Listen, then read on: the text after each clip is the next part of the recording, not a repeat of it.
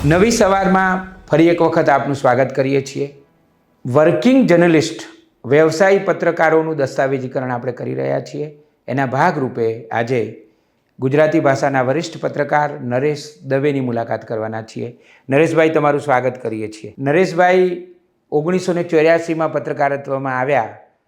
2024ની સાલ ચાલી રહી છે, એટલે 40 વર્ષથી 4 દાયકાથી તેઓ પત્રકારત્વ કરી રહ્યા છે. અને તેમના પત્રકારત્વની વિશેષતા એ છે કે પ્રારંભમાં પ્રિન્ટ મીડિયા, પછી ઇલેક્ટ્રોનિક મીડિયા અને ડિજિટલ મીડિયા એમ ત્રણ માધ્યમોમાં તેમણે કામ કર્યું છે. નરેશભાઈ, પહેલો સવાલ તમને હું એ જ પૂછવાનો છું કે આ 3 માધ્યમોમાં કામ કર્યું તમને, તો એ માધ્યમો તો જુદા છે, તમારો અનુભવ કેવો રહ્યો? રમેશભાઈ, સૌપ્રથમ તો મારે તમને અભિનંદન આપવાના છે કે તમે પત્રકારોની કામગીરી વિશે અને પત્રકારો વિશેનું ડોક્યુમેન્ટેશન શરૂ કર્યું છે અને એના ભાગરૂપે અમને આ કહેવાની તક મળી છે.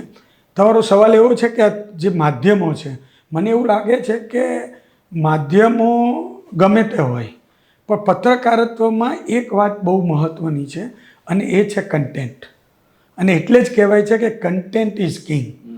મેં પ્રિન્ટ મીડિયામાં એટલે જ્યારે પણ તાલીમી પત્રકાર તરીકે મેં સંદેશમાં શરૂઆત કરી, પછી હું નયા પડકારમાં જોડાયો, ત્યાર પછી હું એક્સપ્રેસ ગ્રુપમાં જનસત્તામાં જોડાયો અને 17 વર્ષ સુધી મેં પ્રિન્ટ મીડિયામાં કામ કર્યું. એ પછી હું ઇલેક્ટ્રોનિક મીડિયામાં એટલે ઈટીવીમાં આવ્યો, ત્યાં મેં 13 વર્ષ સુધી કામગીરી કરી.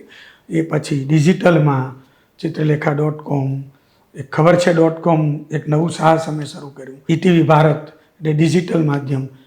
મને એવું લાગે છે કે આ બધા માધ્યમ ભલે બદલાયા હોય, પણ કન્ટેન્ટ જ મહત્ત્વનું રહ્યું છે. હા, એમાં ક્યારેક એવું બન્યું છે કે ઝડપ વધી છે. જેમ કે પ્રિન્ટ મીડિયામાં તમારી પાસે સમાચાર છે એ થોડા લેટ બીજે દિવસે સવારે આવતા હતા, ઇલેક્ટ્રોનિક મીડિયામાં તરત જ આવતા હતા. અત્યારે ડિજિટલ મીડિયામાં તો ટ્વિટર પર સીધું ફ્લેશ જ થાય છે, જેને આપણે કહીએ છીએ બ્રેકિંગ ન્યૂઝ. મને એવું લાગે છે કે બ્રેકિંગ ન્યૂઝ એ ટ્વિટર જ બ્રેકિંગ છે, કારણ કે બ્રેકિંગ ન્યૂઝ પણ ટ્વિટર પરથી આવે છે. પણ આખી જર્નીમાં મને એવું લાગ્યું છે કે પત્રકારત્વ એ ખૂબ જ મહત્ત્વની કામગીરી સમાજ ઘડતરમાં કરી છે. મારું એવું માનવું છે કે પત્રકારત્વ એ માત્ર ઇન્ફોર્મેશન નથી, માત્ર ઇન્ફોર્મેશન આપવી એ નથી. એ પ્રિન્ટ હોય, ઇલેક્ટ્રોનિક હોય કે ડિજિટલ મીડિયા હોય, તો એમણે સમાજકારણમાં એ અપલિફ્ટિંગનું કામ હોય, અવેરનેસનું કામ હોય, ઇનોવેશનનું કામ હોય, તો આ બધી કામગીરીમાં પત્રકારત્વ એ ચાવીરૂપ ભૂમિકા ભજવી છે. માધ્યમ અલગ અલગ છે, એના ટૂલ્સ અલગ અલગ છે, પણ એનો બેઝ છે, એ બેઝ મને એવું લાગે છે કે આ છે. આ એક વાત હું આપને કહું કે પ્રિન્ટ મીડિયા એ વન વે હતું, ઇલેક્ટ્રોનિક મીડિયા પણ વન વે હતું. ડિજિટલનો ફાયદો એ થયો છે કે 2 વે કોમ્યુનિકેશન થયું છે. તમે તમારા પ્રતિભાવને પણ તરત જ આપી શકો છો, જેને કારણે સાચું ખોટું એ તરત કરેક્ટ થઈ શકે છે. એટલે સારી વાત છે. સારી વાત છે. યસ નરેશભાઈ, આ 3 માધ્યમોમાં પડકાર કયામાં વધારે કામ કરવામાં? આપણે પત્રકાર તરીકે કામ કરવું હોય તો વધારે પડકારરૂપ માધ્યમ કયું તમારી દૃષ્ટિએ? નહીં, આમાં એવું છે કે પડકારરૂપ તો ત્રણેયમાં છે મારી દ્રષ્ટિએ. બરાબર. માત્ર તમારી કામ કરવાની કાર્યશૈલી, વર્કિંગ જે તમારી કેપેસિટી છે અલગ અલગ પ્રકારની. જેમ કે હું આપને કહી શકું કે પ્રિન્ટ મીડિયામાં હતા તો અમે ન્યૂઝ છે એ કન્ફર્મ કરવા માટે અમને રાત્રે 9 વાગ્યા સુધીનો સમય મળતો હતો. માની લો 4 વાગે મને એક સમાચાર મળ્યા કે અકસ્માત થયો છે અને 5 લોકોના મૃત્યુ થયા છે, તો હવે 5ના 7 થયા, 8 થયા, 9 થયા, એના સંદર્ભમાં, કારણ કે બીજે દિવસે પ્રસિદ્ધ થવાનું છે. બરાબર છે. ઇલેક્ટ્રોનિક મીડિયામાં તો એ મિનિટે આપવાનું છે, કદાચ છે ને નેક્સ્ટ બુલેટિનમાં આપવાનું હોય, પણ તમને તરત જ આપવા માટેની જે વાત છે, સ્પીડ છે, એના કારણે તમારે એલર્ટ વધારે, તમારા સોર્સિસ તમારી પાસે હોવા જોઈએ કે તરત તમે સમાચાર આપો. ઝડપી આપવામાં ખોટા ન આપી દો એ પણ ધ્યાન રાખવાનું છે. સૌથી મોટી વાત એ છે. તો એમાં એ પડકાર છે. હવે તો ડિજિટલમાં તો એ મિનિટ છે, આંગળીના ટેરવે છો તમે. તમારે કશું બુલેટિનની રાહ નથી જોવાની, ઇલેક્ટ્રોનિક મીડિયામાં સ્ટુડિયોમાં જવાની જરૂર નથી. મોબાઈલમાં જ તમે તમારી કોઈ વેબસાઇટ હોય, તમારું ટ્વિટર હેન્ડલ, ફેસબુક, ગમે તેમાં તમે તરત સમાચારને આપી દો છો.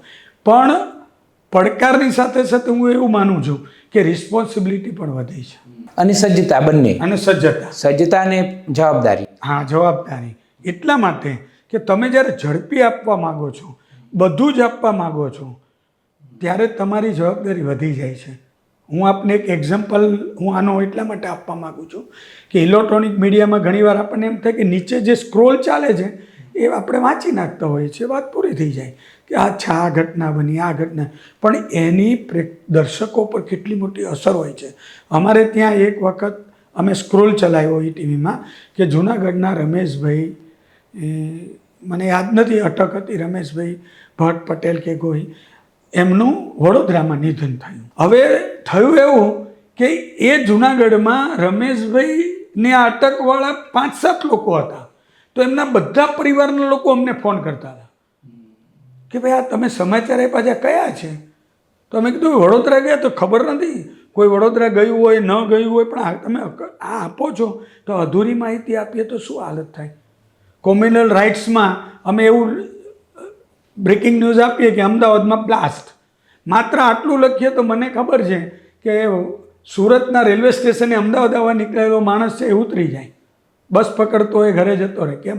અમદાવાદમાં બ્લાસ્ટ. હવે ખબર તમને પડે કે અમદાવાદમાં કોઈ ખૂણાની અંદર નાનો એવો સૂતળી બોમ્બ ફૂટ્યો છે અને તમે બ્લાસ્ટ, આપણે ત્યાં બોમ્બ બ્લાસ્ટ છે ને એમાં સૂતળી બોમ્બથી શરૂ કરીને અણુ બોમ્બ સુધી બધા બ્લાસ્ટ જ છે.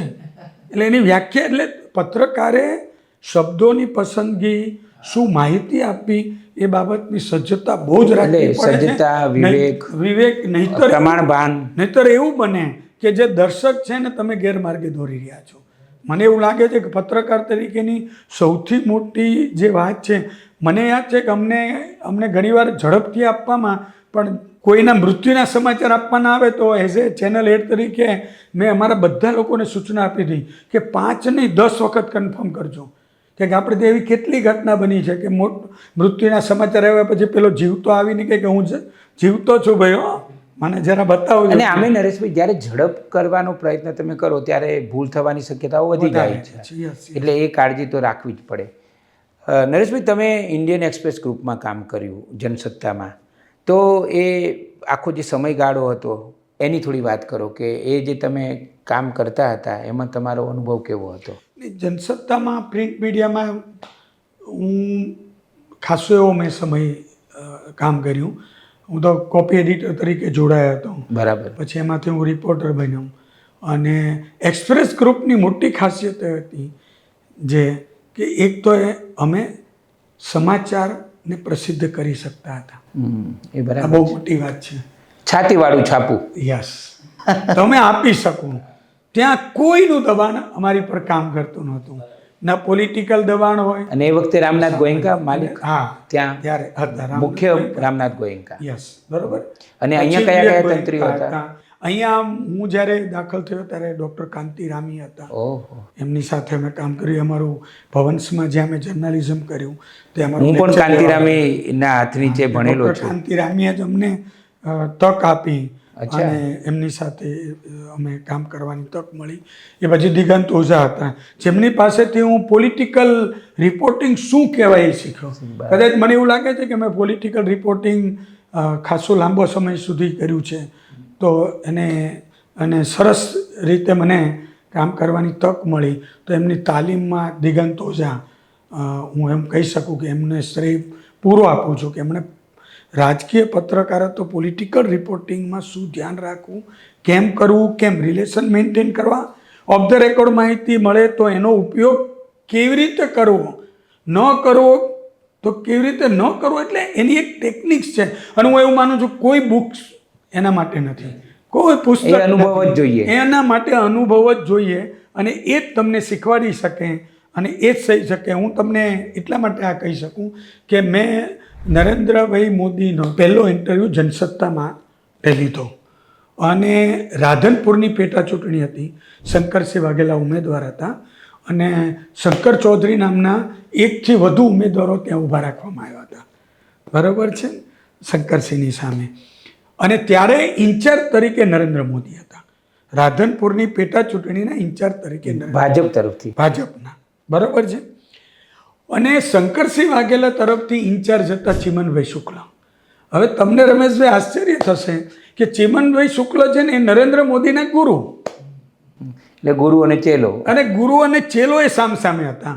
એટલે મને દિગંતભાઈ એવું કહ્યું કે ભાઈ તું રાધનપુર જા, જે કરવું એ કર, મને આ બંને જણાને ઇન્ટરવ્યૂ જોઈએ, આપણે સામે બંનેના ઇન્ટરવ્યૂ મૂકવા છે. એટલે ચિમનભાઈ શુક્લાને મળ્યો તો એમણે તો ઇન્ટરવ્યૂ આપી દીધો અને સરસ ઇન્ટરવ્યૂ થઈ ગયો. અને એમને કહ્યું તૈયાર કરેલા ચેલા છે એ જ અત્યારે તમારી સામે જ, અને તમે ગુરુ છો. એ પછી મેં સંપર્ક કર્યો નરેન્દ્રભાઈનો, એ રાધનપુર હતા, ત્યાં જઈને મળ્યો. સમયની મારામારી, મને કહ્યું એક કામ કરો ભાઈ, હું આ દિવસે અમદાવાદ આવું છું ભાજપ કાર્યાલય, ત્યાં આપણે મળીશું. એ દિવસે રાત્રે 1:30 વાગે ભાજપ કાર્યાલય મેં નરેન્દ્ર મોદીનો ઇન્ટરવ્યૂ કર્યો રાધનપુરની પેટા ચૂંટણી ઉપર. મેં એમને કહ્યું બી ખરું, મેં કીધું તમે જેમને ગુરુ માનો છો, ચિમન શુક્લનો ઇન્ટરવ્યૂ ઓલરેડી થઈ ગયો છે અને એ ઇન્ટરવ્યૂની સામે જ અમે આ ઇન્ટરવ્યૂ મૂકવાના છીએ, એટલે એના સંદર્ભે મારા સવાલો હશે, બીજે કોઈ સવાલ નથી, માત્ર રાધનપુરની ચૂંટણી સંદર્ભે. એમણે કહ્યું જે પૂછો એ પૂછો.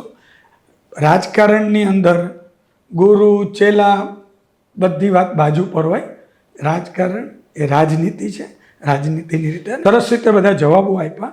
અને પહેલી વાર મને એવું આમ પત્રકાર તરીકે ગર્વ થયો કે મેં 2 મોટા ઇન્ટરવ્યૂ પ્રિન્ટ મીડિયામાં વિથ બાયલાઇન, તમને ખબર છે બાયલાઇન મેળવી એ કેવડી મોટી વાત છે. જનસત્તામાં પહેલી વાર મને ફ્રન્ટ પેજ ઉપર ટાટા ટિમકેનના શેર જે હતા એ પહેલાં ચેક આવતા હતા, રિફંડના ચેક આવતા હતા, એ ચેક રિફંડનું એક મોટું કૌભાંડ હતું ને એમાં SBIના અધિકારીઓ કર્મચારીઓ સંડોવાયેલા હતા. એ સ્ટોરી મને લાલ દરવાજાની SBIની બહાર એમના 2 પટ્ટાવાળા ચા પીતા પીતા વાતો કરતા હતા કે આજે કંઈક રેડ છે કે ઓડિટ છે, ખબર નથી પડતી, પણ બધા બહુ મૂંઝવણમાં લાગે છે. એ 4 શબ્દો મારા કાને પડ્યા અને પછી મેં 2 દિવસ ખણખોદ કરી અને મને આ સ્ટોરી મળી. અને એ વખતના તત્કાલીન તંત્રીએ કહ્યું કે બહુ આ તો બિગ સ્ટોરી છે. મને નહોતી ખબર કે આ બિગ છે, આ તો બહુ મોટી વાત છે.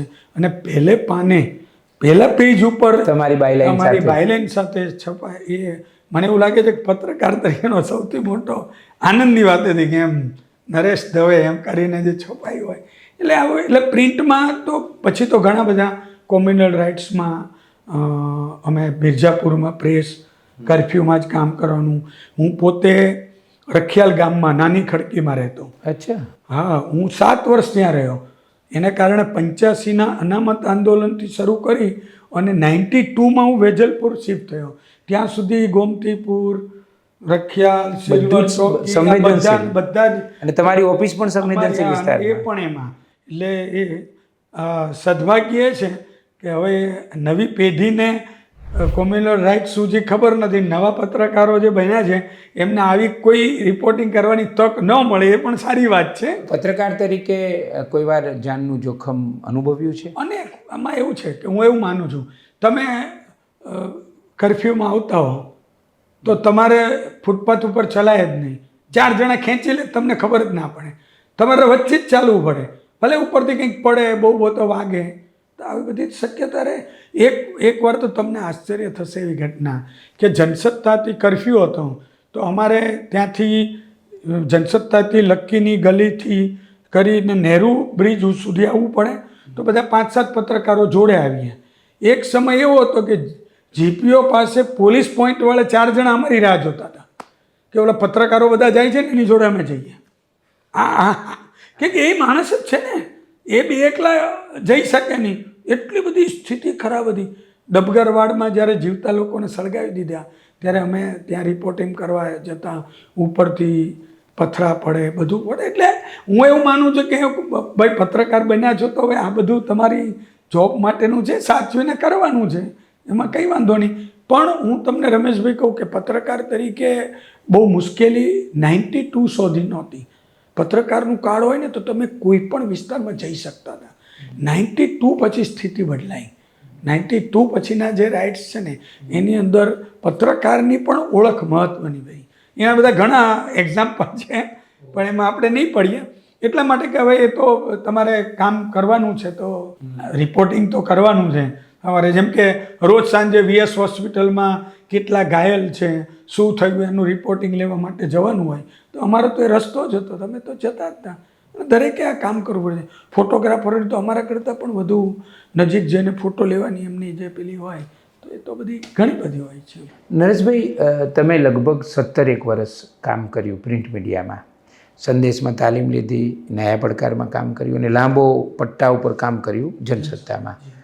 તો મોટાભાગે કોઈ પણ માણસ કામ કરતો હોય ને એક મીડિયમમાં તો સ્વિચ ઓવર કરવાનું બહુ એને ગમે નહીં, કે એમાં અનુકૂળતા આવી ગઈ હોય, અનુભવ થઈ ગયો હોય.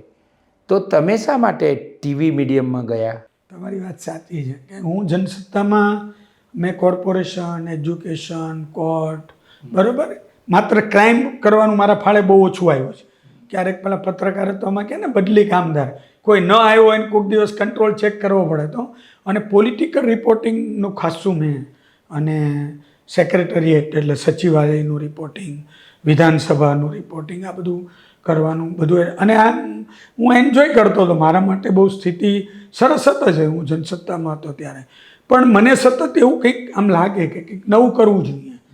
જોડે જોડે તો રેડિયોમાં પણ નાના મોટા કાર્યક્રમો કરવા માટે જતો, દૂરદર્શનમાં પણ ઇન્ટરવ્યૂઝ માટે કોઈ તક મળતી હોય કોઈને ઇન્ટરવ્યૂ લેવાની તો એવા બધા નાના મોટા કામો કરવાની તક મળે. પણ મને સતત એવું લાગ્યા કરે કે હવે આ એક જ ઘરેડ થઈ ગઈ છે.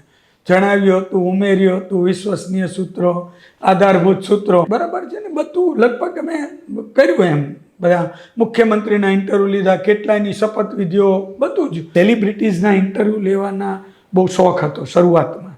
ઇનિશિયલ સ્ટેજ ઉપર આમ થોડું પેલું હોય ને ગ્લેમરસ, થોડું આખી વાત લાગે. તો ઘણા બધાના ઇન્ટરવ્યૂ, જેમ કે સુનિલ દત્ત છે, ગોવિંદા છે, શબાના આઝમી છે, રાજેન્દ્ર કુમાર હોય, ઘણાના બધાના ઇન્ટરવ્યૂઝ મને લેવાની તક મળી છે.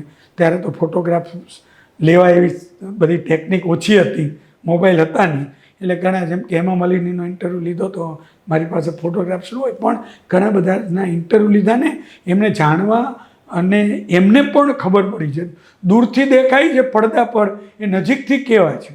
તો તમને આશ્ચર્ય થશે કે સુનિલ દત્ત ને અને રાજેન્દ્ર કુમારને મળ્યા તો એવું લાગે કે આની જેવો હંબલ માણસ કોઈ નહીં. એટલે અલગ રીતે તમને એક પરિચય થાય. ઘણા બધા બહાર દેખાતા પડદા પર અને પડદા પાછળ અલગ હોય, એટલે એ પણ એક લેવા મને એકાદ તક મળી છે. પછી એક દિવસ એવું થયું કે અબ્દુલ કલામ એ ઈરમા આણંદમાં છે ને કોન્વોકેશનમાં મુખ્ય મહેમાન તરીકે, અતિથિ વિશેષ તરીકે હતા, અને રવિવારનો દિવસ હતો. ત્યારે મને મારા એડિટરે એવું કહ્યું કે ભાઈ રવિવાર છે ને એજ્યુકેશન રિપોર્ટર છુટ્ટી પર છે, પણ બહુ મહત્ત્વનું છે ઈરમાનું, તો કોઈ જાય તો સારું એમ તેમ. તો મને એવું લાગ્યું કે મેં કીધું લાવો હું જઈ આવું, એમાં શું વાંધો.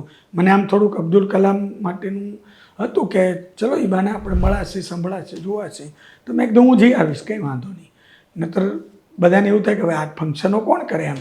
ઘણીવાર બધા પત્રકારોને એવું હોય, આમ પોઝિશનિંગ આવે પછી ઓલું નાનું પરચુરણ કામ. પણ હું તો એવું માનું કોઈ કામ નાનું છે જ નહીં, બહુ સ્પષ્ટ. આ વાત મને દિગંત ઓઝાએ શીખવાડી હતી. એ હું પછી એક્ઝામ્પલ હું આપીશ એટલા માટે કે નવા આવતા પત્રકારો માટે આ જરૂરી છે. તો ત્યાં ગયા અને ઈરમાનું કોન્વોકેશન શરૂ થયું. પછી ક્વેશ્ચન આન્સર થયા, અને ક્વેશ્ચન આન્સરમાં એક સ્ટુડન્ટ્સે પૂછ્યું કે વોટ ઇઝ ડેવલપમેન્ટ, વિકાસ શું છે, ડેવલપમેન્ટ શું છે એમ. તો એણે એક જ જવાબ આપ્યો કે ચેન્જ ઇઝ ધ ડેવલપમેન્ટ, પરિવર્તન એ વિકાસ છે. અને મારા મગજમાં આ સૂત્ર સેટ થઈ ગયું, અને એ જ સમયે મને ટીવીમાં જવા માટેની એક તક ઊભી થયેલી, પણ હું બહુ ધ્યાન નહોતો આપતો. એટલા માટે એક તો ઈનાડુ શું છે મને ખબર નહોતી. ઈનાડુ ટીવી છે, કોઈ નવી ચેનલ આવી રહી છે, આ કરીશું તે કરીશું, બધું આવી વાત ચાલતી હતી, પણ એમાં નહોતી. અને એ વખતના ડેપ્યુટી ન્યૂઝ કોઓર્ડિનેટર જે સતીશ મોરી હતા, એમણે મને એપ્રોચ કરીને કહ્યું કે ભાઈ નરેશ તું આવી જા. પણ મેં કીધું મારી પાસે પ્રિન્ટ મીડિયાનો જ અનુભવ છે, ઇલેક્ટ્રોનિક મીડિયાનો છે નહીં. એમ કરીને હું વાતને ટાળતો જતો હતો કે હવે ન જવું એમ તેમ. પણ આ ઘટનાએ મને નક્કી કર્યું. મેં આવીને બીજે જ દિવસે સતીશભાઈને ફોન કર્યો. મેં કીધું મારે આવવું છે. તમે કહું ખુશ થઈ ગયા. મને કે સરસ વાત. અને ચેન્જ ઇઝ ધ ડેવલપમેન્ટ. ઘણા બધાને એવું હતું કે age of 40 you are enjoying એકદમ સરસ કોઈ પ્રોબ્લેમ નથી, જનસત્તા ગ્રુપ છે, કોઈ ચિંતા નહીં. મેં કીધું નહીં બસ. એ વખતે મને તમને આશ્ચર્ય થશે, અમારે ત્યાં હાથે જ લખાતું હતું. હું ટાઈપ પણ ઈટીવીમાં જઈને શીખ્યો છું કે ત્યાં જઈને મને ટાઈપ શું છે, પેકેજિંગ શું છે, વોઇસ ઓવર શું કહેવાય, આ કોઈ માહિતી નહોતી. પણ મને એવું લાગ્યું કે આ ચેલેન્જ લઈ લેવી જોઈએ અને આપણે ચેલેન્જ જીતી અને એક નવું શરૂ થયું ઇલેક્ટ્રોનિક મીડિયા. એટલે ભારતના પૂર્વ રાષ્ટ્રપતિ એપીજે અબ્દુલ કલામ તમારા પરિવર્તન માટે નિમિત્ત બન્યા. ડેફિનેટલી કદાચ મને એવું લાગે છે હું એ દિવસે જો આણંદ ન ગયો હોત તો હું આટલો ઇન્સ્પાયર થઈને હું છોડત નહીં. કેવો રહ્યો અનુભવ ઇલેક્ટ્રોનિક મીડિયાનો? ઇલેક્ટ્રોનિક મીડિયામાં પછી હું આવ્યો એ પછી તરત જ બધા 2002ની અને ઈટીવી ગુજરાતી એ કદાચ ગુજરાતી ભાષાની પહેલી સમાચાર ચેનલ હતી, એટલે પહેલ કરનારી ચેનલ હતી. એ પહેલાં છે ને જી આલ્ફા એક શરૂ. હા, એ બરાબર. પણ પછી એ પણ બંધ થઈ ગઈ. પછી એક ચેનલ શરૂ થઈ હતી પણ જેને કહેવાય કે સેટેલાઇટ ચેનલ મુખ્ય પ્રવાહની એ આ ઈટીવી હતી, જેને રિજનલ લેંગ્વેજને ખૂબ જ મહત્ત્વ આપ્યું. હું ઈટીવીમાં મેં કામ કર્યું છે એટલા માટે, હું ફરજ બજાવી એટલા માટે નહીં, હું એટલા માટે કહી રહ્યો છું કે જ્યારે તમામ લોકો ઇંગ્લિશ અને હિન્દી ચેનલ્સ જ જોતા અને શરૂ કરતા ત્યારે રિજનલ લેંગ્વેજમાં લોકલ લોકોને એકદમ છેવાડાના માનવીને પણ ન્યાય મળવો જોઈએ. આવા આદર્શ સાથે રામોજી રાવે, અને એ વાત સારી કહેવાય કે એ સારી કહેવાય કે જે સ્થાનિક ભાષામાં સ્થાનિક ભાષામાં જ તમે વધારે પહોંચી શકો. હા, ત્યારે એમણે આ શરૂઆત કરી. એટલે મને એવું લાગે છે.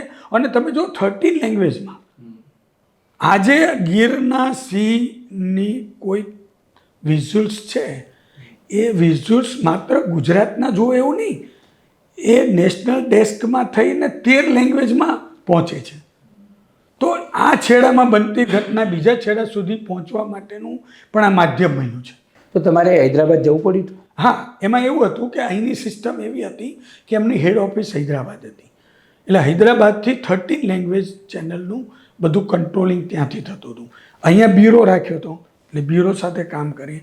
ઈટીવીમાં હું સિનિયર રિપોર્ટર તરીકે જોડાયો, પછી મને ચીફ રિપોર્ટર તરીકેની કામગીરી. તમને આશ્ચર્ય થશે કે આ હું એટલા માટે કહું છું કે આપણે ત્યાં એવું માનવામાં આવે છે કે અનુભવ હોય ને એને જ નોકરી આપવી. રામોજી રાવે એવું કહ્યું કે હું અનુભવ આપીશ, વાહ વાહ, તાલીમ આપીશ અને નોકરી, બીજા ગ્રુપો નોકરી આપે, બીજા નોકરી, આ અનુભવ આપે, હું અનુભવ આપીશ. અને એટલે જ જ્યારે મારો એમણે ઇન્ટરવ્યૂ લીધો ને ત્યારે મેં એમને પૂછ્યું કે મેં તો પ્રિન્ટમાં કામ કર્યું છે, કોઈ વાંધો નથી. અને એટલે જ હું કહું છું કન્ટેન્ટ ઇઝ કિંગ. પ્રિન્ટનું હશે, ઇલેક્ટ્રોનિક હશે કે હશે, માધ્યમ અલગ છે, તમારું કન્ટેન્ટ મહત્વનું. અને આમ તો મને બધા જનસત્તાથી ઓળખતા હતા, પણ અનફોર્ચ્યુનેટ ઓપોર્ચ્યુનિટી મને મળી એ અક્ષરધામની. હું એવું માનું છું કે કમનસીબ ઘટના હતી, પણ એઝ એ પત્રકાર તરીકેની કે એ દિવસે ગાંધીનગર હું એક રિપોર્ટિંગ માટે ટીમ લઈને નીકળ્યો હતો ને વળતા જ્યારે મને સમાચાર મળ્યા કે અક્ષરધામમાં બોમ્બ બ્લાસ્ટ થયો છે, ખબર નહોતી આતંકવાદીઓ છે, એ બોમ્બ બ્લાસ્ટ થયો છે એવા સમાચાર મળ્યા. પત્રકાર તરીકે ક્યુરોસિટી હોય જ, કોબા સર્કલથી કહ્યું અમે કે વાળી લો, ત્યાં જઈને પહોંચી જઈએ. અને સદભાગ્યે અમારી ટીમ એક જે ત્યાંની હતી, ગિરીશભાઈ સોલંકી અને હર્ષલ પંડ્યા, એ બે તો ઓલરેડી ત્યાં જવા માટે નીકળી ગયા હતા અને ઓલમોસ્ટ પહોંચવામાં હતા. અને અહીંથી અમારી બીજી ટીમ, હું અને મોજુદાન ગઢવી, એમ અમે બે ટીમ નીકળી અને અમે ત્યાં પહોંચી ગયા. એટલે સૌથી પહેલાં અક્ષરધામના જેને કહેવાય કે કવરેજ છે એ ઈટીવીએ કર્યું. અને ઈટીવીના ફૂટેજીસ બધી ઇન્ટરનેશનલ નેશનલ બધી ચેનલ છે વિથ કટસી કર્યું.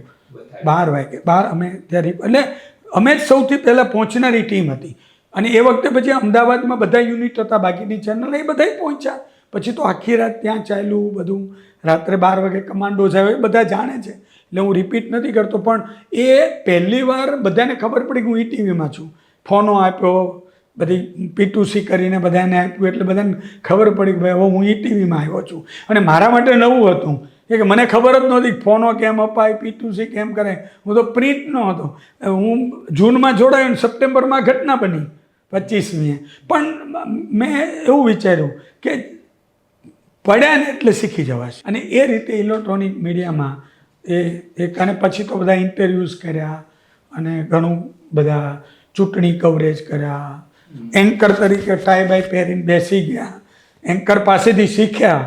મને તો એન્કરિંગ પણ આવડે નહીં, એન્કર જે કંઈ બધા હોય એમની પાસેથી શીખ્યા. અને પછી મારી 2006માં મને ન્યૂઝ કોઓર્ડિનેટર તરીકેની મને જવાબદારી સોંપાઈ. 7માં હું હૈદરાબાદ ગયો અને હૈદરાબાદમાં પછી હું ખાસો સમય ત્યાં રહ્યો ને. અને ત્યાં મને રમેશભાઈ સારો એ ફાયદો થયો. ફાયદો એટલે વ્યક્તિગત ફાયદાની વાત નહીં, પત્રકારત્વમાં કે મને એક્સપોઝર સારું મળ્યું. 13 લેંગ્વેજ, એમના HOD સાથે પૂરા પ્રાદેશિક નેટવર્ક સાથે કામ કરવાનું, દિલ્હી સાથે કનેક્ટેડ રહેવાનું.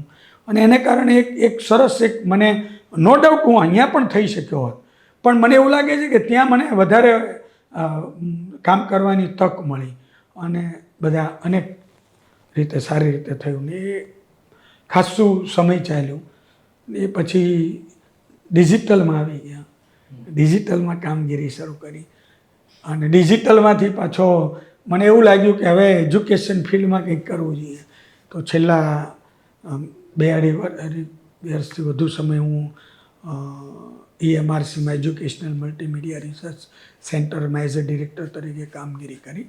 અને હવે એમાં પણ મને એવું લાગ્યું કે ઘણું કર્યું છે, હવે તો પાછું કંઈક નવું કરીશું એમ. એટલે મને કંઈક સતત નવું કરવા માટેનું મન થયા કરે છે, એમ એવું લાગે છે એમ કે કંઈક નવું કરવું જોઈએ, નવા ફિલ્ડમાં જવું જોઈએ. નરેશભાઈ, તમે લાંબા પટ્ટે 4 દાયકા સુધી પત્રકારત્વ કર્યું. મને એ પ્રશ્ન પૂછવાનું મન થાય કે પત્રકારત્વની આ કારકિર્દીમાંથી તમને પોતાને સંતોષ કેટલો થયો છે? મારું એવું માનવું છે કે મને ગમતું કામ હતું એટલા માટે હું આવ્યો છું. એટલે ગમતું કામ કરો એમાં તમને સંતોષ આવે છે, પણ સમયાંતરે એ ગમતા કામમાં અણગમતું બી આવી શકે ને. એવી ઘણી એવી ઘટનાઓ છે કે જે ઘટનાઓ સાથે તમે સહમત ન પણ હો. ઘણું ટેલિકાસ્ટ એવું થવાનું હોય, ઘણું એવું પ્રિન્ટ થવાનું હોય, તમે એમ કહો કે ભાઈ આ બરાબર નથી, પણ ઓર્ગેનાઇઝેશનની પોલિસીસ સાથે તમારે સહમત થવું પડે, બરાબર છે. પણ મને સંતોષ એ વાતનો છે કે મેં એક્સપ્રેસ ગ્રુપમાં કામ કર્યું, ત્યાં ખાસી સ્વતંત્રતા મને મળી કામ કરવાની. એવું જ મને ટીવીમાં રામોજી રાવ કહેતા કે વી આર પીપલ્સ વોઇસ, આપણે પ્રજાનો અવાજ છીએ. અને તમને આશ્ચર્ય થશે રમેશભાઈ કે મુખ્યમંત્રી સુધીના દબાણો આવ્યા પછી પણ અમે એવું કહીએ કે આ સ્ટોરી 7માં ચાલી છે તો 9માં રોકી રાખવાની છે, તો એમ કે ના, અમને ખબર હોય કે મુખ્યમંત્રીનો ફોન આવી ગયો છે કે ભાઈ આ તમે ચલાવો છો પણ આમાં તો આવું છે.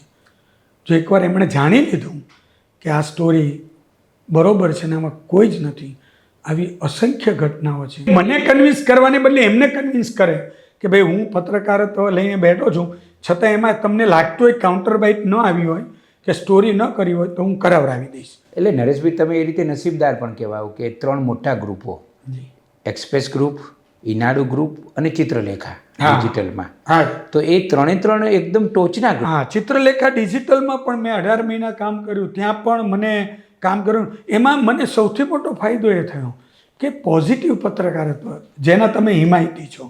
કદાચ પોઝિટિવ પત્રકારત્વ શબ્દ મેં તમારી પાસે પહેલી વાર સાંભળ્યો જ્યારે આપણે બધી સ્કૂલ ઓફ જર્નલિઝમમાં સાથે બધા ક્લાસીસ લેવા માટે જતા હતા, છેક ઉત્તર ગુજરાત યુનિવર્સિટી, અનેક જગ્યાએ. તો પોઝિટિવ પત્રકારત્વની બાબતમાં ચિત્રલેખા ગ્રુપ છે એ સૌથી મોખરે. એક્સપ્રેસ ગ્રુપમાં પણ એ જ હતું અને અહીંયા પણ પોઝિટિવ, એટલે સમાચાર પોઝિટિવ પણ હોઈ શકે આવો કોન્સેપ્ટ મિત્રો હતો જ નહીં પત્રકારત્વમાં. ન્યૂઝ એટલે નેગેટિવ અને નેગેટિવ એટલે ન્યૂઝ. એની જગ્યાએ આ જે કામ કરવાનું એટલે મને સારું. પણ હવે હું તમને કહું કે કેટલીક એવી હોય જેમાં કોમ્પ્રોમાઇઝ બહુ ઓછું કરવું પડ્યું. મને યાદ છે કે એક કેમ્પેન અમે ચલાવ્યું અને એના 5 એપિસોડ અમે ટેલિકાસ્ટ કર્યા અને સમહાઉ અમારી પર એટલું બધું પ્રેશર વધ્યું તો એને કારણે મારે એ આખું જે કેમ્પેઇન હતું એ કેમ્પેઇનને મને એવું લાગ્યું, પહેલાં મેં કીધું કે આપણે ચલાવવું તો છે જ, પણ થોડુંક જરા જોઈ લેજો. એટલે જોઈ લેજોમાં સમજી જવાનું, થોડું માઇલ્ડ કરી દેવાનું. એ કરીને એમને કરીને અમે પૂરું કરી નાખ્યું. ત્યારે મને આમ એવું લાગ્યું કે બધા સ્ટ્રિંગર્સ રિપોર્ટર્સ જોડે આટલી સ્ટોરીઝ બનાવડાવી, આખું કેમ્પેઇન ઊભું કર્યું, પ્રોમો, ટીઝર બધું જ ચલાવ્યું, નાવ કરો. પણ ક્યારેક આવું પણ પ્રેક્ટિકલ તમારે બનવું પડે. અને હું એવું માનું છું કે પત્રકારોનું મૂલ્યાંકન અમારું વ્યક્તિગત માનવું છે. એ પત્રકારે કેટલા મુખ્યમંત્રીના ઇન્ટરવ્યૂ લીધા, કેટલા કેબિનેટ મિનિસ્ટરના લીધા, કેટલા વીવીઆઈપીના લીધા, એના પર ન થવું જોઈએ અને થાય જ નહીં. એ કે તો બધું ઇઝી છે. પત્રકારત્વનું મૂલ્યાંકન એમાં થવું જોઈએ એમની કઈ સ્ટોરીથી સમાજમાં ફરક આવ્યો, સમાજનું અપલિફ્ટિંગ થયું. અમે એક સ્ટોરી ચલાવી કે આ નદી પરનો બેઠો પુલ તૂટી ગયો છે, આટલા ગામોને મુશ્કેલી પડે છે, અને એ સ્ટોરી ચલાવ્યા પછી ત્યાં તત્કાલ હંગામી પુલ બની ગયો. તો મને એવું લાગે છે કે આ સ્ટોરી સાર્થક છે. તમારી સ્ટોરી, તમે વિધવા સહાય પેન્શન કે વિધવા સહાયની યોજના બંધ થઈ ગઈ હોય અને તમે રિપોર્ટ નાખો અને સરકાર કે તંત્ર જાગે અને ચાલુ કરે, તો એ ચાલુ કરે તો મને એવું લાગે છે કે આ છે. એટલે તમે કોઈ એવી સ્ટોરી લખો કે જેને કારણે રોજગારીની તકો ઊભી થતી હોય, તો એ કામ છે. બાકી તો હું તમને કહું, ઇન્ટરવ્યૂઝ મેં બધા બહુ લોકોને, મને બહુ શોખ હતો રમેશભાઈ. મેં 85માં, તમે ફોટોગ્રાફ્સ હું આપને બતાવીશ, મેં 85ની અંદર સુનિલ દત્તનો ઇન્ટરવ્યૂ લીધો છે, કુરિયનનો ઇન્ટરવ્યૂ લીધો છે, ઘણા બધા સાથેના ફોટોગ્રાફ્સ છે. કેમેરા તો અત્યારે આવ્યા, ત્યારે તો હતા નહીં. કોઈ ફોટોગ્રાફર મિત્ર જોડે હોય તો ફોટો પાડીને તમને આપે, એ સ્થિતિ હતી. તો બધા કેટલાયના ઇન્ટરવ્યૂઝ લીધા છે, બરાબર છે. અત્યારના આપણા પ્રાઇમ મિનિસ્ટર નરેન્દ્ર મોદી છે, એમના મેં 5 ઇન્ટરવ્યૂઝ લીધા છે, 3 સ્ટુડિયોઝમાં જ લીધા છે, લાઈવ ટોક કર્યા છે. 2014માં જ્યારે ઇલેક્શન હતું લોકસભાનું, અને ત્યારે બધાને ઇન્ટરવ્યૂઝ એ આપી રહ્યા હતા, ત્યારે એમણે 7 સીટરમાં અમે ઇન્ટરવ્યૂ એમનો લીધો. હું એવું માનું છું. એટલે આ બધું તો તમારી પત્રકારત્વની કરિયર માટેનો એક ભાગરૂપ જ છે. અને અલ્ટિમેટ લોકો છે. મને યાદ છે કે પીપલ્સ વોઇસ, તો હું જ્યારે મુખ્યમંત્રીને મળું, કેબિનેટ મિનિસ્ટરને મળું, પ્રદેશ પ્રમુખને મળું કે વિરોધ પક્ષના નેતાને મળું, કોઈને પણ મળું, પણ એમાં સેન્ટરમાં તો લોકો છે ને ભાઈ, પીપલ્સ. તમે પત્રકારત્વમાં આવ્યા છો શા માટે? એના માટે જ આવ્યા છે ને. આ તો બિઝનેસ છે નહીં, આ બિઝનેસ છે નહીં ને, આ તો સેવા છે. એટલે સેવાના માધ્યમ માટે આવ્યા છીએ. એ સર્વિસ છે, સર્વિસ છે જર્નલિઝમ. અને એના તમે એક પ્રતિનિધિ છો, અને પ્રતિનિધિ રૂપે તમે નાનકડું એવું પણ કામ તમે આ કરો, અને એ બહુ મોટી વાત છે. તમારા એક રિપોર્ટથી ઘણો બધો બદલાવ આવી શકે છે. લોકો અને આવ્યા છે એવી ઇમ્પેક્ટ સ્ટોરીઝ અમારી અનેક છે, હું તમને કહું. અને ટીવીએ તો એટલી બધી ઇમ્પેક્ટ સ્ટોરીઝ આપી દે કે મુખ્યમંત્રી ફોન કરીને કહેતા હોય છે કે આમાં તમે સાચા છો, એટલે અમે એક્શન લીધા છે, તમે આ પણ આપજો કે અમે એક્શન લીધા છે એમ. એટલે એવું પણ બની શકે એમ. એટલે તમે સમાજકારણના જ એક પાર્ટ રહીને પત્રકારત્વ કરવું પડે. બરાબર છે.